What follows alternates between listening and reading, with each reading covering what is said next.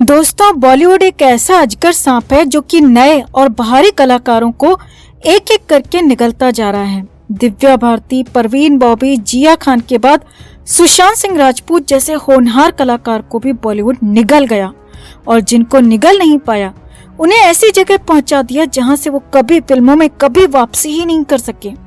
इस लिस्ट में अनु अग्रवाल, ममता कुलकर्णी, चांदनी शर्मा, आरती छाबड़िया और नकुल कपूर जैसे दर्जनों नाम शामिल हैं। और हैरानी की बात देखिए, ये पूरी लॉबी अब अभिनेता कार्तिक आर्यन के पीछे पड़ चुकी है।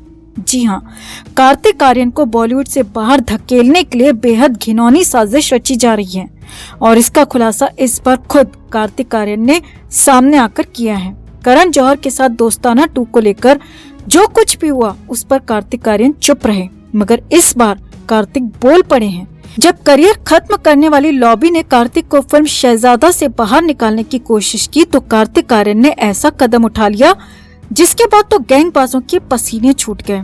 तो क्या किया इस बार कार्तिक आर्यन ने और कैसे जौहर एंड कंपनी की बोलती बंद कर दी, आपको बताते हैं सब।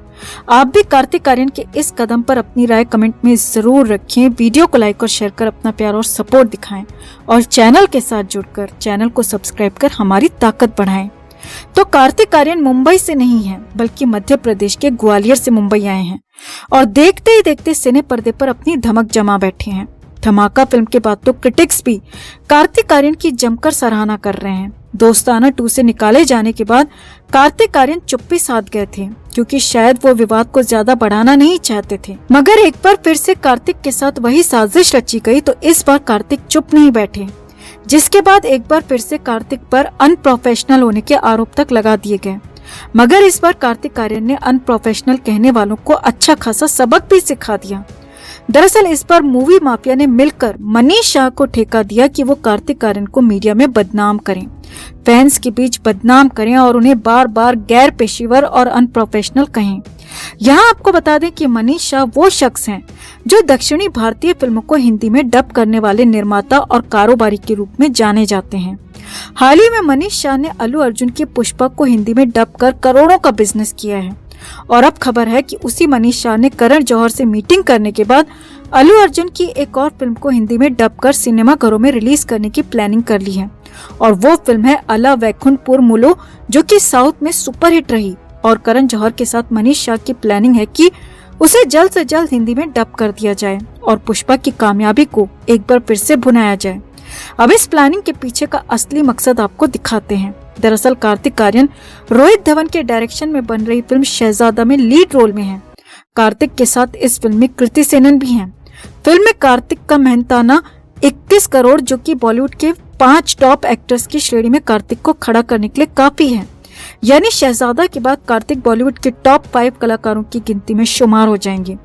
और अगर शहजादा को कार्तिक सुपरहिट करवा देते हैं तो कई कुमार्स और खान्स की दुकानें बंद हो जाएंगी, जो कि बूढ़े होकर भी हीरो बने फिर रहे हैं। उनका चमन उजड़ने में देर नहीं लगेगी। इसीलिए गैंगबाजों ने अर्जेंट मीटिंग बुलाकर साउथ की मूवी अला वैकुंठपुर मुलु को हिंदी में डब करने का फैसला किया और वो भी जल्द से जल्द। अब इसके पीछे की कहानी भी समझिए। दरअसल कार्तिक आर्यन की शहजादा साउथ की फिल्म अला वैकुंठपुर मुलु का ही रीमेक है और अगर अला वैकुंठपुर मुलु को पहले ही हिंदी में डब कर सिनेमा घरों में रिलीज कर दिया जाता है तो फिर कार्तिक की शहजादा बनाने का कोई फायदा ही नहीं होगा। अब कार्तिक आर्यन को जैसे ही ये बात पता चली तो कार्तिक ने सीधे डायरेक्टर रोहित धवन को फोन किया और धमकी दी कि अगर अला वैकुंठपुर मुलु हिंदी में डब होती है और सिनेमा घरों में रिलीज होती है तो वो फिल्म शहजादा को बीच में ही छोड़ देंगे। अब कार्तिक आर्यन की धमकी सुनते ही रोहित धवन के हाथ पांव फूल गए क्योंकि फिल्म की शूटिंग शुरू हो चुकी है और रोहित धवन ने फिल्म के सेट पर करोड़ों रुपए खर्च कर दिए हैं। अब रोहित धवन खुद डेविड धवन के बेटे हैं जो कि सालों से इंडस्ट्री में काम कर रहे हैं, तो रोहित धवन को पूरी बात समझने में जरा भी देर नहीं लगी। सामने आया है कि रोहित धवन ने कार्तिक के फोन के बाद सीधे मनीष शाह को अर्जेंट मीटिंग के लिए बुला लिया और कार्तिक आर्यन को भी उस मीटिंग में बुलाया गया, जिसमें कार्तिक आर्यन की मनीष शाह से काफी गर्मा गर्म बहस हुई और कार्तिक जिद पर अड़े रहे कि अगर अला वैकुंठपुर मुलु का हिंदी डब होगा और वो सिनेमा घरों में रिलीज होगी तो वो फिल्म शहजादा को बीच में ही छोड़ देंगे। अब इस मीटिंग के बाद पूरा मामला सामने आया। मीटिंग से निकलकर मनीष शाह ने कार्तिक को एक्सट्रीमली अनप्रोफेशनल तक कह दिया और कहा कि कार्तिक को खुद पर बहुत ज्यादा घमंड है। कार्तिक की वजह से मेरा 20 करोड़ का नुकसान हो रहा है। मैंने सिर्फ डबिंग करने पर 2 करोड़ रुपए खर्च कर दिए हैं, लेकिन कार्तिक की वजह से मुझे सीधे 20 करोड़ का नुकसान झेलना पड़ रहा है, क्योंकि कार्तिक जैसे कलाकार कभी भी प्रोफेशनली बिहेव नहीं करते। मनीष शाह ने मीटिंग से निकलकर कहा कि अब मैं अला बैकुंठपुर मुलुक को हिंदी में डब नहीं करूंगा, क्योंकि रोहित धवन से मेरा 20 साल पुराना संबंध है और मैं कार्तिक आर्यन जैसे नए नवेले कलाकार के लिए अपने संबंध खराब नहीं कर सकता। मीटिंग से निकलकर मनीष शाह बेहद तिलमिलाए हुए नजर आए, जैसे कि उनकी रची हुई साजिश का कार्तिक ने भंडाफोड़ कर दिया। अब मीडिया तफ्तीश में सामने आया है कि फिल्म शहजादा की पूरी टीम फिल्म अला बैकुंठपुर मुलुक को हिंदी में डब करके सिनेमाघरों में रिलीज करने को लेकर काफी तनाव में रही है। मीटिंग में कार्तिक आर्यन का यही तर्क रहा कि अगर अला बैकुंठपुर मुलुक को सिनेमाघरों में हिंदी भाषा में रिलीज कर दिया जाता है तो फिर शहजादा को देखने भला कौन आएगा। एक ही फिल्म पर लोग 2 बार पैसा खर्च क्यों करेंगे। और फिल्म साइन करते वक्त किसी ने मुझे नहीं बताया था कि भविष्य में अला बैकुंठपुर मुलुक को हिंदी में डब कर सिनेमाघरों में रिलीज करने की कोई योजना है।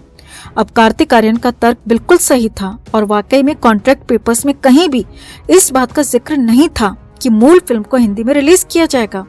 अब कार्तिक आर्यन के इसी तर्क पर मनीष शाह नीचे आ गए और मनीष शाह को अपने हाथ पीछे खींचने पड़े। अब शहजादा से जुड़े सूत्रों का कहना है कि ये सारा विवाद किसी तरह शहजादा को नुकसान पहुंचाने के लिए ही किया गया है और कहीं न कहीं कार्तिक आर्यन का करियर खराब करने के लिए किया गया है, जो कि हिंदी सिनेमा की एक लॉबी काफी अरसे से सक्रिय होकर कर रही है और वही लॉबी इस पूरे विवाद को भी हवा दे रही है। अब साफ हो चुका है कि कार्तिक के करियर को बर्बाद करने के लिए एक लॉबी लगातार काम कर रही है। वो कार्तिक को मुंबई से और बॉलीवुड से बाहर करना चाहती है, मगर कार्तिक ने बेहद समझदारी दिखाते हुए कड़ा फैसला सुना दिया और गैंगबाजों को आईना दिखाने में कोई कसर नहीं छोड़ी। तो कार्तिक आर्यन की धमकी और मनीष शाह के सारे बुली वोट को मिले इस लेसन पर आपका क्या कहना है दोस्तों? कमेंट में आप भी अपनी बात, अपनी राय जरूर रखें और वीडियो को लाइक और शेयर कर अपना प्यार और सपोर्ट भी जरूर दिखाएं।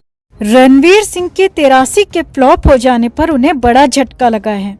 इस फिल्म की वजह से न सिर्फ उनकी बदनामी हुई बल्कि उन्हें अपनी फीस भी पूरी नहीं मिल पाई है। इस फिल्म की सफलता को लेकर मेकर्स से लेकर ट्रेंड एनालिस्ट भी कंफर्म्ड थे। कहा जा रहा था कि कुछ ही दिनों में ये फिल्म ऐसा कमाल करेगी कि चारों तरफ से पैसा बरसने लगेगा, लेकिन हुआ इसका उल्टा। एक तो कोरोना और ऊपर से सुशांत के जाने के बाद बॉलीवुड की बिगड़ती इमेज ने इस फिल्म के वारे न्यारे कर दिए। 280 करोड़ की लागत में बनी ये फिल्म अभी तक 100 करोड़ भी नहीं कमा सकी है।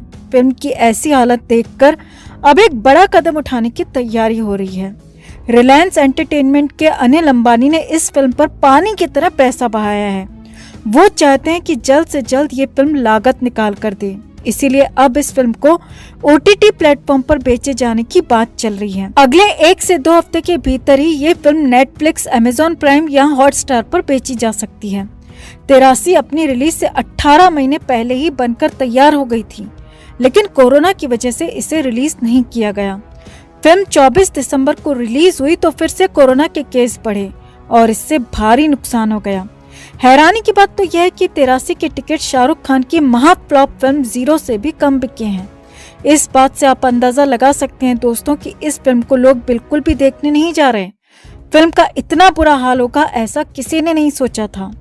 क्या आपने ये फिल्म देखी है? कमेंट में आप भी अपनी बात जरूर रखें। वीडियो को लाइक और शेयर कर अपना प्यार और सपोर्ट भी जरूर दिखाएं।